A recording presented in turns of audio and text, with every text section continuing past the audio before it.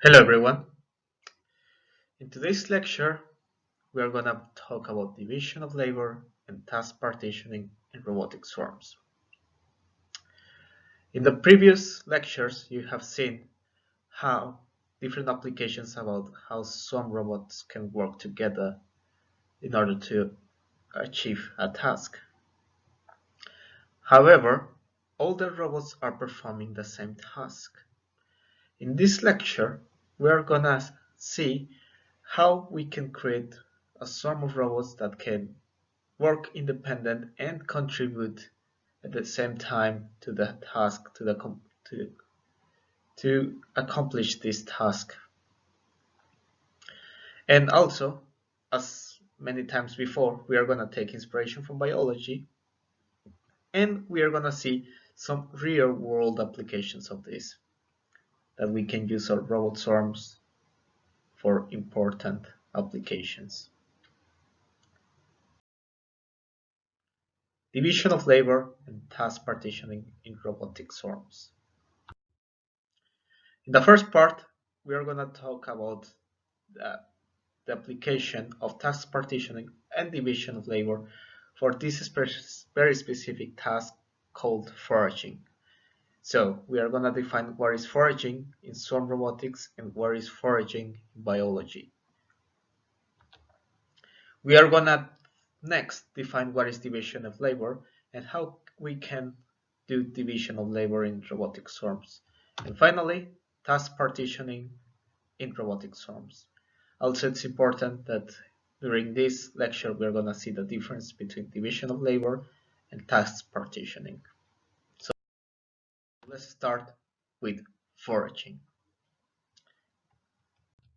Foraging is an activity done by many animals in nature. I guess the most famous animals to do this are ants, and this task is about exploring the environment, searching for food to collect to the nest. This is a very useful task that we need in robotic swarms because we can use this for different implementations. For instance, we can have a search and rescue task where you can search for something and collect it to a home base.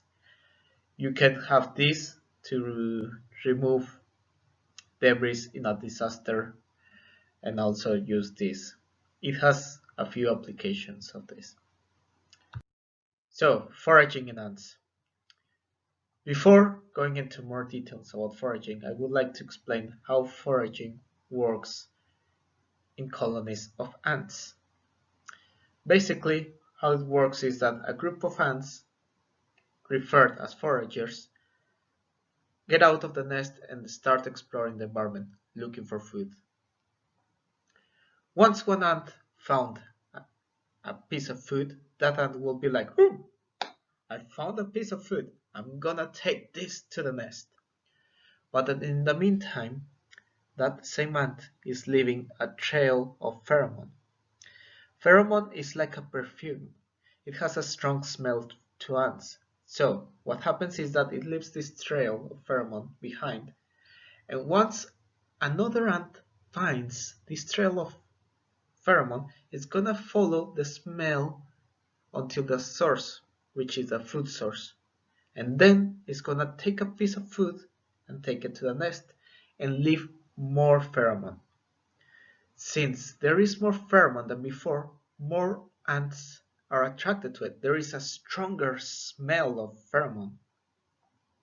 And in this way, more and more ants follow this trail. And more ants collect the food. This is an optimization thing.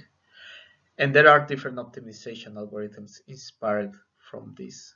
The most common one is the ant colony optimization, but I'm not going to go into detail. You can read more about it, and it works very interestingly.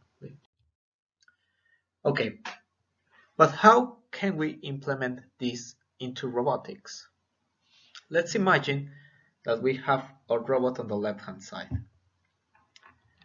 The robot starts exploring the environment until it finds the food source, which is in the right-hand side, in the green rectangle. It takes one piece and goes to the nest. leaves that item or piece of food, and then it returns where it found the food source. And this cycle repeats all over again until there are no more items in the food source.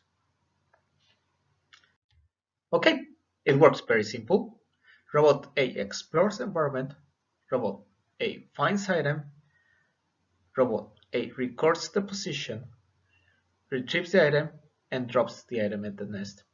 Very straightforward, easy to do.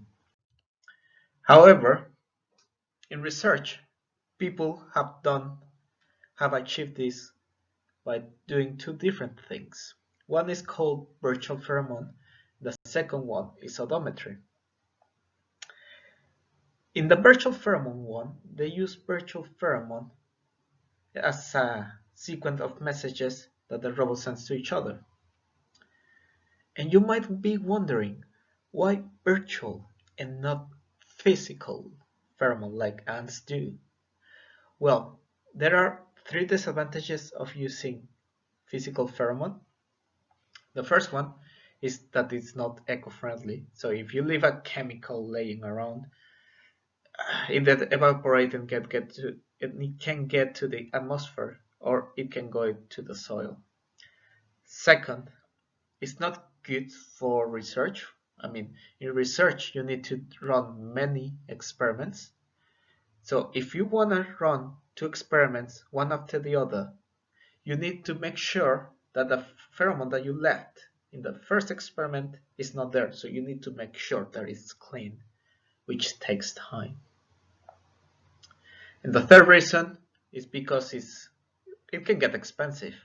Because if you apply this pheromone over and over and over again, you are just wasting your money in this chemical. So for this reason, people use virtual pheromone. And I'm going to explain you how each of these methods, the odometry one and the virtual pheromone, works, starting with odometry.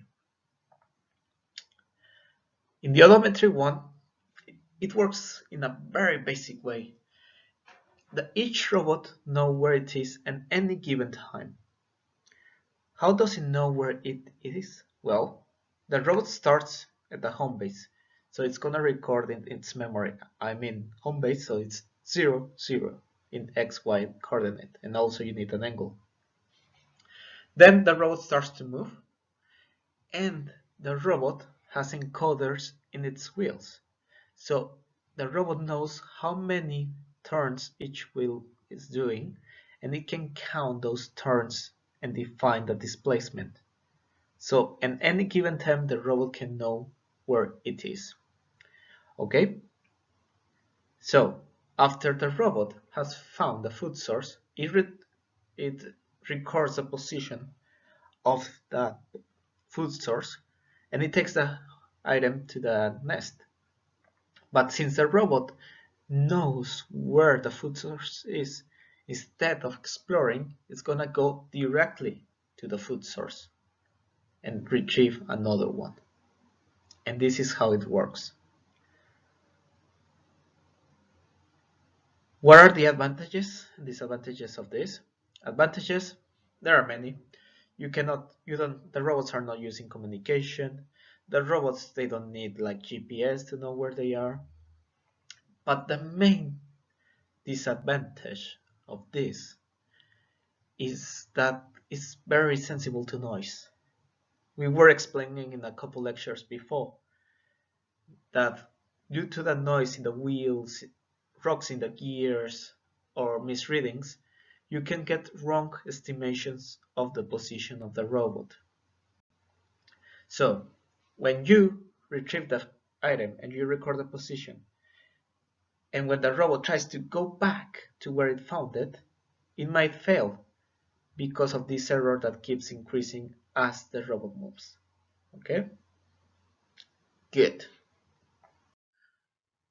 The way that virtual pheromone works is like this. Each robot has communicate messages with each other, but each robot can receive messages from robots that are close to it, in this case from this range of vision, okay? So after the first robot, in this case this one, finds a food source, he's gonna be like, oh, I found the food source. I'm gonna send a message saying that I was the first finding the food source. Then a second robot neighbor close to it is gonna receive it, and it's gonna be, this robot coming from this direction found the food source. Probably I should move towards that direction because that means that he's close or he's at the food source. Then this robot, this second robot, sends the message again. It broadcasts the message, and the neighbors receive it. And it says, "Oh, as this is the second robot that received the message. This means that this second robot is close to the food source, so we should follow that robot." And they broadcast the message again, and this receive it. Oh, this third robot received the message. I'm gonna follow the robot because it's closer. So that means that this robot is gonna follow the position of this robot. This robot is gonna follow the position of this robot, and this robot is gonna follow the position of this robot. This is gonna create like a chain, and it's very minimalistic chain. And you might be wondering, what will happen if I receive two messages at the same time from two different neighbors? Well, that's why the ID is important, because if I receive two different messages with two different IDs, I'm gonna follow the robot that has the smallest ID, because that means that robot is closest to the food source, and I'm gonna ignore the other robot. Okay? And guess what? You can use the same method when you go back to the home base. You just need to follow the robots that have the lowest ID in their messages. So yes, this method is pretty good. It has some advantages and some disadvantages. Some big disadvantages is that you require communication between robots. If the robots are unable to communicate, they're lost. They become useless. A second disadvantage of this is that you need a minimum number of robots to create the chain. If you don't have this chain, the robots will very rarely receive those messages and they're gonna get lost often. Let's see a video of this implementation.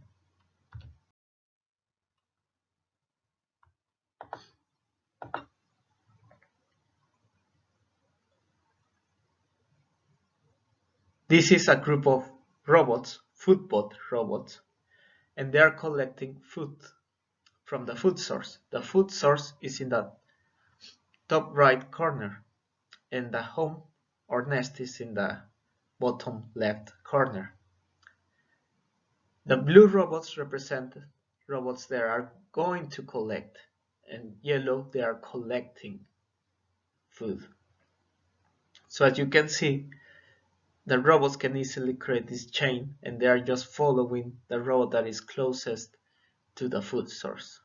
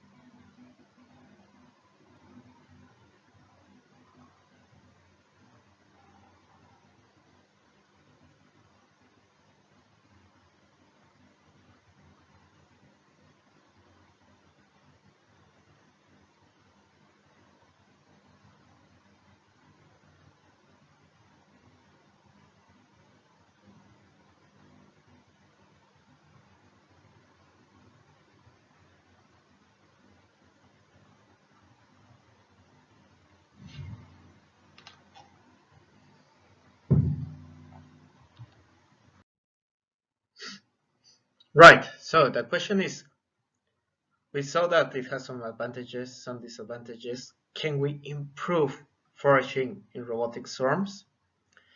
And of course, the answer is yes. But how is that? We can use division of labor and task partitioning. And division of labor, in a nutshell, is how many workers you assign per task, and task partitioning is how many tasks you assign for each worker. And we're going to see this in more detail in the next section. Division of labor. What is division of labor? Division of labor is about robots working together to achieve something that they couldn't done by themselves. For example, if a robot is trying to retrieve an object that is way heavier than itself, then it's gonna need help from other robots to move this object. And this is the division of labor. A common application of division of labor is again seen in biology with ants. For example, this centipede is way heavier than a single ant. So what they are doing is working together to move this centipede to the nest. And we can apply this same concept to some robotics.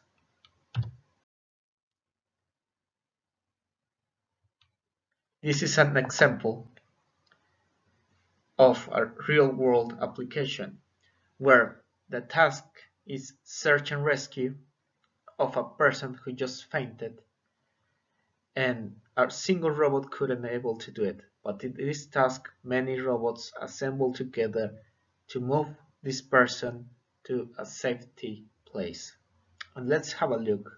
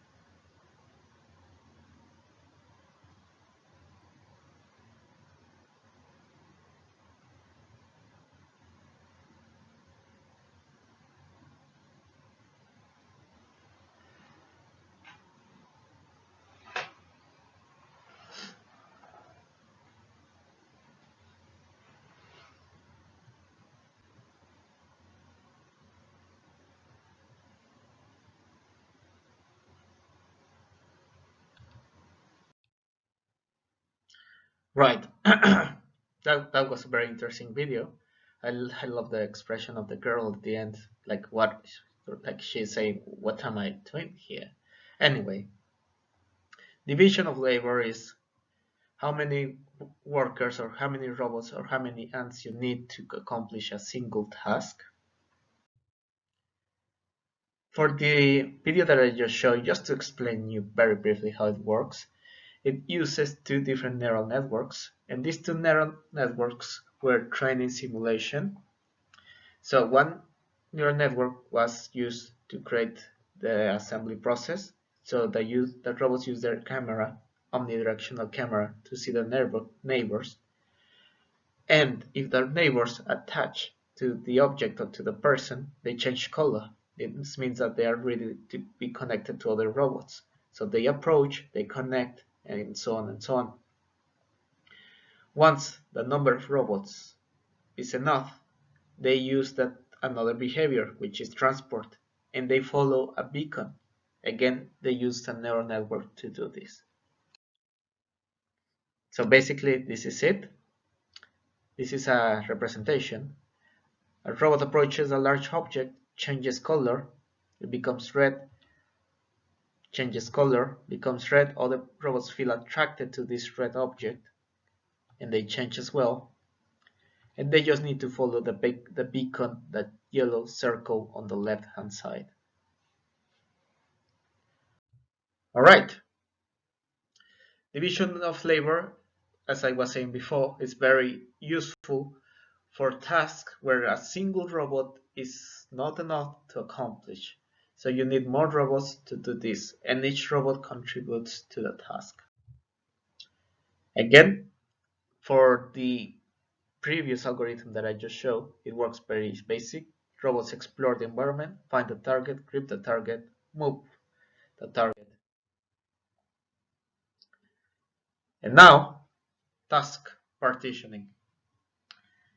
Task partitioning is different than division of labor.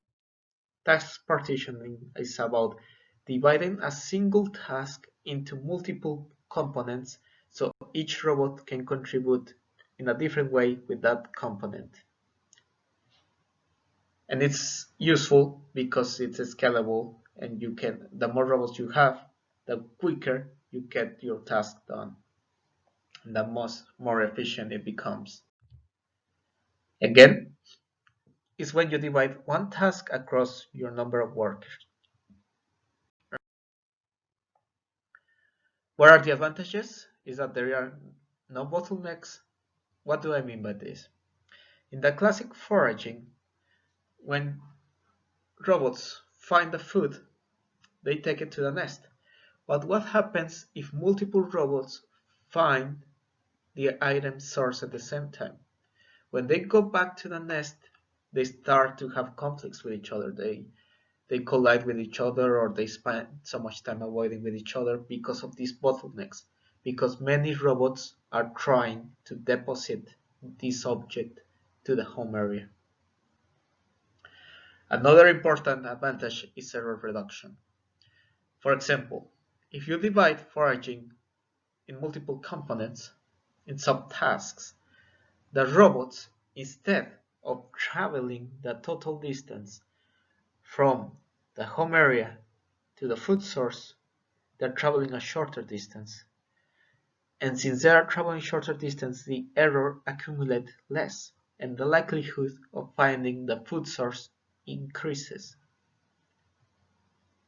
Item collection performance increases because robots are working in parallel, doing the same motion again, and they save energy because instead of doing these entire trips collecting food, they just make these short trips and they just pass the food along.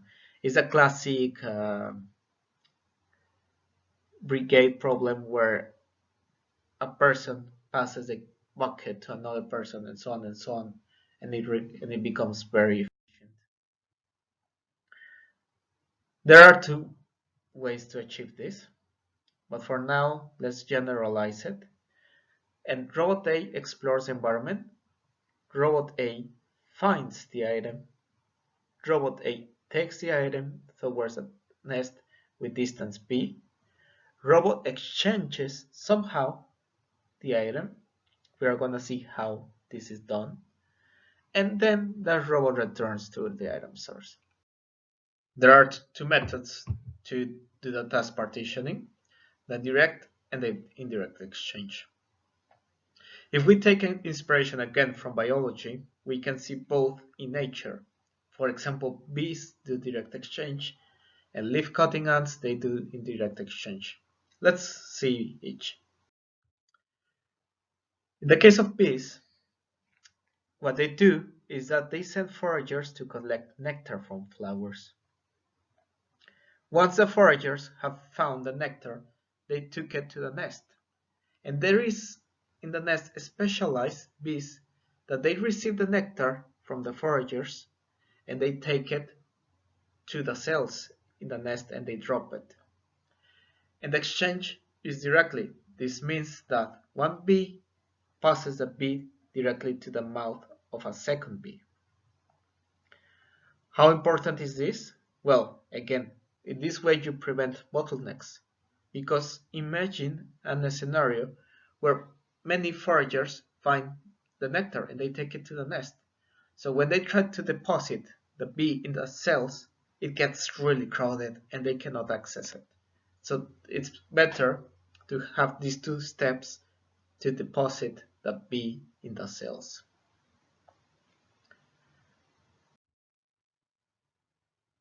If we look at one of the examples with robots, the way that how it works is like this. Two robots start exploring the environment until one robot finds the food source, takes one item, and moves towards the nest. But this time, instead of taking it directly, it stops at a specific distance and waits until a second robot approaches, and then the first robot hands the item over to the second robot. And the second robot is going to take that item to the nest. Probably you can see already the disadvantages of this method. And one of the disadvantages is that the first robot that takes the item has to wait for the second robot to approach.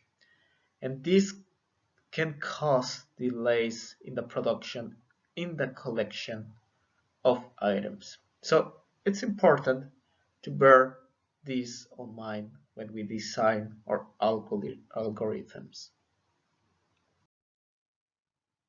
Okay, this is the algorithm. We just change the word exchanges in the third line. So basically, robot A explores and finds the item and returns a distance p. Robot A waits for a second robot. Then the robot B receives the item from robot A. Robot A returns to the item source and robot B takes the item to the nest, and this cycle repeats all over and over and over again. Some advantages, like I was saying, is that one of the main advantages of this is that we make sure the item reaches the nest. And why is this important? Imagine that you are deploying your robots in a very important task. Let's say that you are retrieving radioactive material. You don't want this material to get lost. So in this way, the material gets to the nest without getting lost. Also, it's a better way to regulate the food collection because in the second approach, in the indirect, if you drop the material on the ground, it might accumulate over time and it might become an obstacle. The disadvantages is that the robots spend too much time waiting. And if the robots are traveling very short distance, this time increases a lot because the item starts from the food source, waits, waits, waits, waits, waits until it reaches the nest. The second one, indirect exchange. In the indirect exchange, we are going to see one example in biology, in this case, leaf cutting ants. Before I go into any more details, this is just a fun fact. Did you know that ants, those ants do not eat the leaves? They use those leaves to grow fungus, which is the actual food of the ants. These ants, by nature, are farmers. This is very interesting, and I strongly suggest you to read more about it. But okay, let's go back and see the task partition in leaf cutting ants.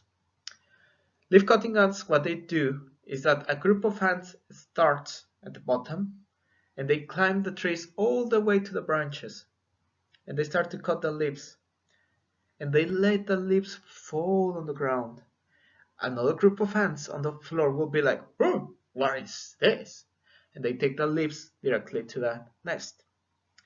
And this is very, very efficient because instead of the ants traveling all the way to the branches, cutting the leaves, going all the way to the nest, they just let it drop and use gravity for their advantage.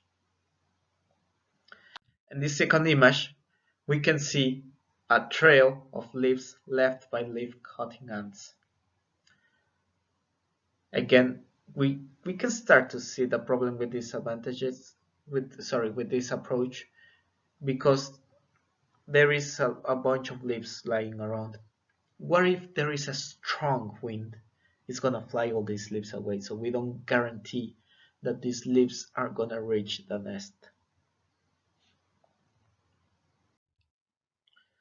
Let's see one example with robots. Again, the robots start exploring the environment.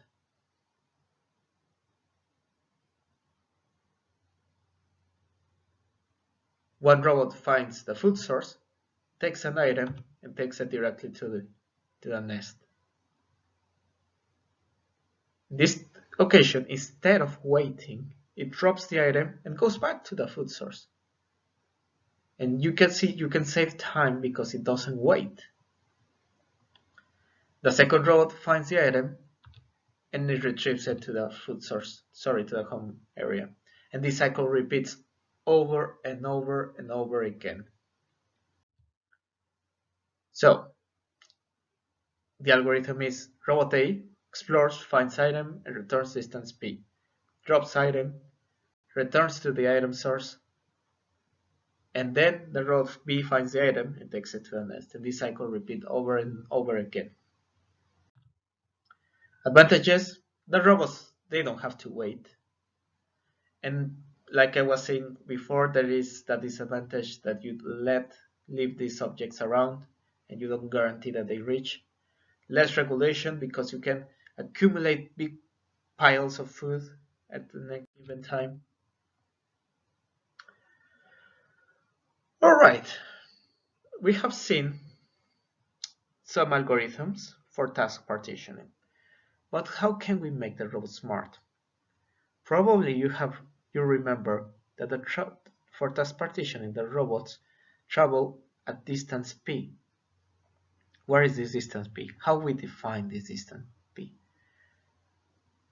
This distance is defined by the user, and it defines it by trial and error. So he tries a distance of 2 meters, and if it works, well. If it doesn't, he tries a new distance. And this is not very efficient. But what if we find this distance in an autonomous way, in a way that the robots learn this distance? I'm going to show to you two different ways on how the robots can find this distance and be efficient. Okay, so the first one.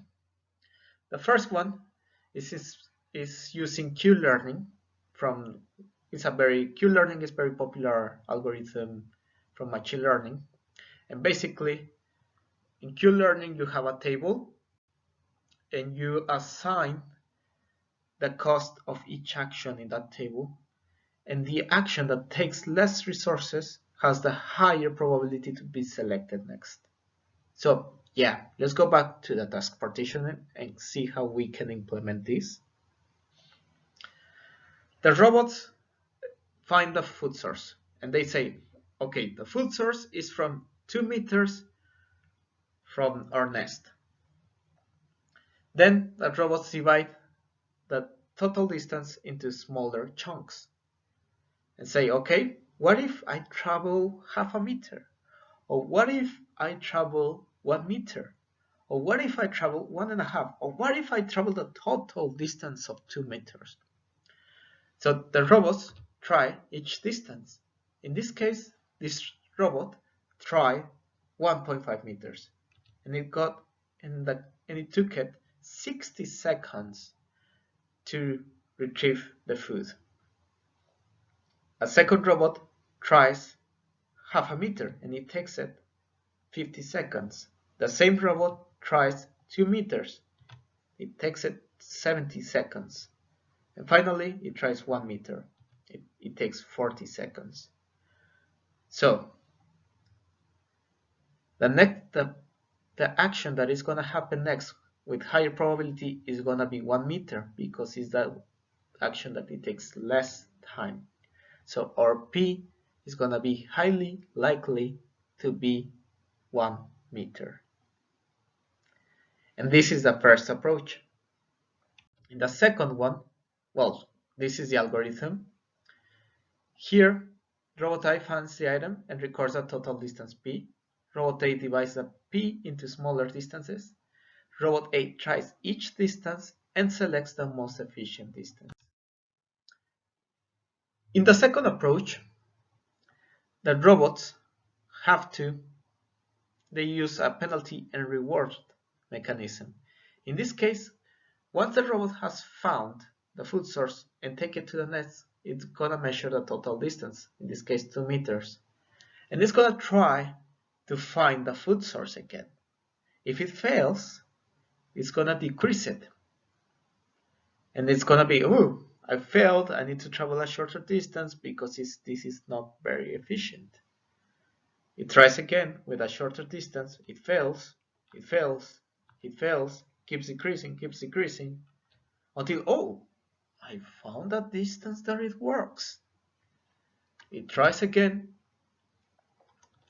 it gets lost again, and it found the appropriate distance that provides the higher likelihood to find the food source. And it did it in an autonomous way. And this was the second approach. In this approach, Robot A finds the item source and records the total distance P. Robot A decreases P if it fails to find the item source again, and increases P if it finds the item source again. Okay, at the very beginning, I mentioned about the real-world applications. This is all fun and stuff, but we need to use them for something. And one of the most important applications is to remove obstacles or debris after a disaster, after an earthquake. These are the pictures in Mexico City after an earthquake hit it a couple of years back. And something very amazing happened. Many people went out and they started to help each other. They helped to take food to people that suffer from this. They helped to remove all the debris. And it was great in that sense. It was horrendous and that people died and buildings collapsed. However, this environment after an earthquake is not very safe. After an earthquake happens, many pipes of gas break. Many buildings, they are very dangerous to walk next to them. So it's not very safe to people be around. What if, instead of people removing the debris, we use robots to remove the debris? Of course, these materials are going to be way heavy, and a single robot wouldn't be able to do it. So we need cooperation between robots. We need the task partitioning, and maybe we need the division of labor to remove bigger objects. We need the robots to cooperate with each other to achieve this, and we can solve this particular issue. This is one important implementation where we can use division of labor and task partitioning in disasters. This is another picture of another earthquake in Mexico City in the 80s. And as you can see, people are doing the task partitioning that we just were explaining. They are passing the objects between each other, and this is very efficient because, yeah, they don't have to walk a lot, and they are distributing the weight of the objects between each other. All right, this is the end. In the first part of the talk, we mentioned about foraging. What is foraging in biology? What is foraging in robotics? And a few methods that foraging can be accomplished by robots. The second one was division of labor, how robots can cooperate to bring objects that are heavier than themselves. And the third one, how we can divide a task into multiple smaller tasks to increase production and decrease error. And for me, that's all. Oh no, we mentioned about the approaches in biology with bees and ants and the real world application of this. Here are some reading that you can do. Some blog posts that I wrote that you can read and you can get more information about this. And some videos that I found very interesting. They're mainly concerned about the biology side, but you might find them interesting as well.